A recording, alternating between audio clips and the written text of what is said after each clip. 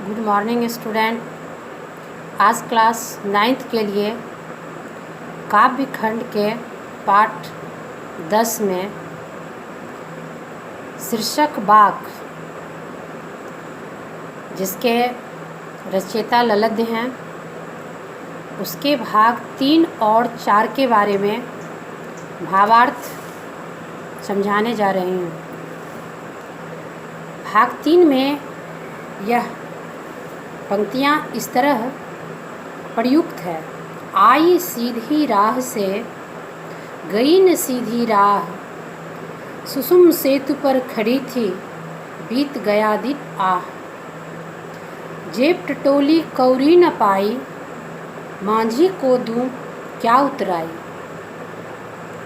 ललित ने इस वाक्य के माध्यम से मानव जीवन को संकेत दे रहा है कि मानव इस संसार में जब आता है तो वह सुकृत्य कार्य करने के लिए आता है। मानव में ही वह विवेक है जो यह जानता है कि हमारे किए हुए कार्य का परिणाम अवश्य मिलता है, चाहे वह अच्छा हो या बुरा हो। इसलिए मानव जीवन में जो हम कर्म करते हैं उस कर्म का लेखा जोखा ईश्वर के पास होता है।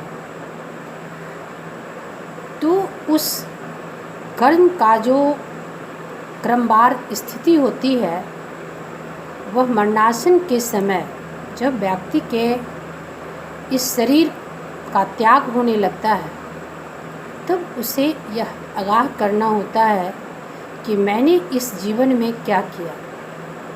उसी को संकेत के माध्यम से ललित ने जो यहाँ लिखा है कि आई सीधी राह से जब मानव जन्म लेता है तो वह संसारिक भोग को प्राप्त करने के लिए, सुख को प्राप्त करने के लिए आता है। गई न सीधी राह, लेकिन जब वह जाता है तो उसके कार्य का लेखा जोखा होकर ही वो जाता है। उसका कार्य के लिए जो निरीक्षण करता है ईश्वर, वह निरीक्षण करते हैं कि मैंने जो तुम्हें यह मानव जीवन दिया, तुम इसमें क्या किया।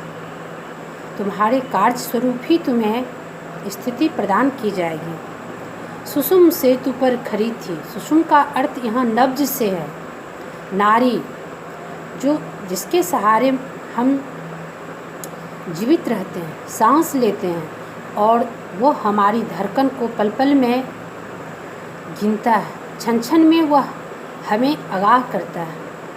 तो सुसुम सेतु पर खड़ी थी बीत गई दिन आह। अब हमारा शरीर जो है वह इस मानव शरीर को त्याग रहा है। अब हम उस छोर पे लगे हुए हैं, उस किनारे पर लगे हुए हैं जहाँ हमारे कर्म का भला बुरा प्रायश्चित किया जा रहा है। जेब टटोली कौरी न पाई, वह व्यक्ति जो मानव जीवन में आकर के भी कोई सद्कार्य न किया तो भला वहाँ उस समय क्या दिखाएगा, उसका परिणाम क्या होगा। मांझी को दूं क्या उतराई, जब आप भवसागर रूपी नौका को, जीवन रूपी नौका को पार करते हैं तो यह हमें जीवन जीने के लिए जो कुछ संदेश मिला उसके बदले मैं उन्हें क्या दूं। जेब टटोली कौरी न पाई, यानी कोई सद्कर्म ऐसा हमें समझ नहीं आता है कि मैं क्या बताऊं। यह जीवन के लिए एक विस्मय है, एक चरित्र के लिए यह प्रमाण है कि मैंने जो किया उसका प्रायश्चित अंतिम समय में खुद करके ही जाना पड़ता है। वाक्य के चौथे भाग में है कि थल थल में बसता है शिव ही, थल थल में बसता है शिव ही, भेद न कर क्या हिंदू मुसलमान, ज्ञानी है तो स्वयं को जान, वही है साहिब की पहचान। यहाँ थल थल का अर्थ है कि हमारे कण-कण में, हमारे हर जगह शिव हैं, अर्थात भगवान का वास है, ईश्वर का वास है। भेद न कर क्या हिंदू मुसलमान। तुम मानव जन्म लेकर के भगवान में भेद मत करो। हिंदू, मुस्लिम, सिख, ईसाई, इसको अपने जीवन में मत आंको। ज्ञानी है तो खुद को जान। यानी तुम्हारे पास अगर ज्ञान है तो तुम खुद के बारे में सोचो, खुद के बारे में यह एहसास करो कि मैंने क्या किया, मैं किसके बारे में सोचता हूँ, खुद के बारे में क्यों नहीं सोचता हूँ, खुद के कार्य को क्यों नहीं देखता हूँ, उसके परिणाम के बारे में क्यों नहीं सोचता हूँ। जो व्यक्ति ज्ञानी होते हैं, विवेकशील होते हैं, वह दूसरे की बुराई कभी नहीं देखते हैं। वह पहले अपनी हर कमी की ओर खुद को देखते हैं। वही है साहिब की पहचान। साहिब यानी स्वामी, ईश्वर। हमारे कण-कण में ईश्वर का वास है। तो जो हम कार्य करते हैं उसकी पहचान हर वक्त ईश्वर को होता है। तो यहाँ ललित का कहने का अर्थ यही है कि आप जो ईश्वर को यत्र तत्र मंदिर, मस्जिद, काबे, काशी में ढूंढते हैं, यह व्यर्थ है।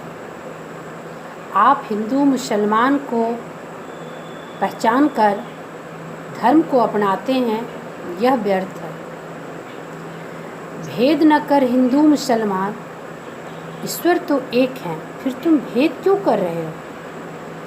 ज्ञानी है तो स्वयं को जान। अगर तुम्हें ईश्वर इस संसार में आकर भले बुरे की पहचान का ज्ञान दिए हैं तो तुम खुद के बारे में सोचो ना, हम क्या कर रहे हैं। वही है साहिब की पहचान। साहिब यहाँ ईश्वर को कहा गया है, भगवान को कहा गया है। यानी जब तुम अपने कार्य का निरीक्षण खुद में करते हो तो ईश्वर तुम्हारी पहचान कर लेते हैं। क्यों न तुम कुछ भी करो, अपने कार्य के प्रति अगर तुम समर्पित हो, भले बुरे की पहचान अगर तुम में हो गई है तो मानव जीवन यही धन्य हो जाता है। उसे कोई धर्म अपनाने की आवश्यकता नहीं है। मनुष्य का धर्म है एक मानवता। मानवता का अर्थ यही होता है कि मानवीय गुण। मानव के पास ही विवेक की शक्ति है, ज्ञान की शक्ति है।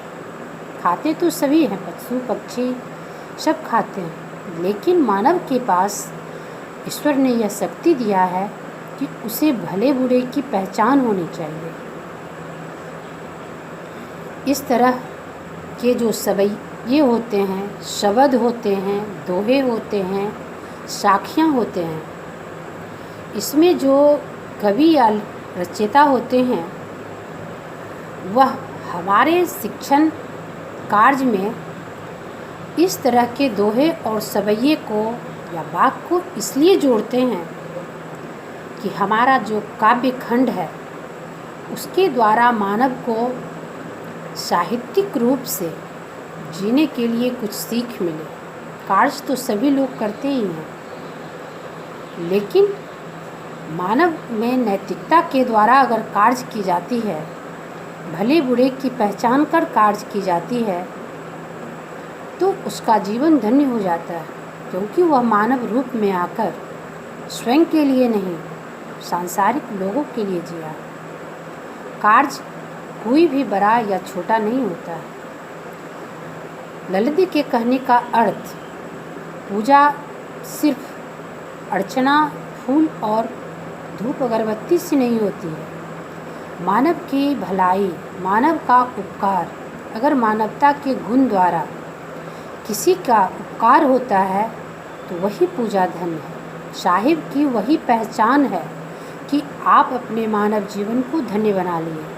चाहे आप चिकित्सा का कार्य कर, शिक्षण का कार्य कर, कृषि का कार्य कर, जहाँ कहीं भी आप कोई कार्य करते हैं उसमें अगर आप विवेक रूपी धैर्य से कार्य करते हैं तो वह कार्य सफल होता है। ईश्वर की नज़र में आपकी पहचान होती है कि आपको जो ये मानव जीवन दिया गया आप व्यर्थ न गंवाएं। अब इसके बाद प्रश्न अभ्यास में जो एक क्वेश्चन है कि बंद संकल द्वार के खोलने के लिए ललित ने क्या उपाय सुझाया है। इस भावार्थ के माध्यम से आप इस प्रश्नोत्तर को हल करेंगे। धन्यवाद।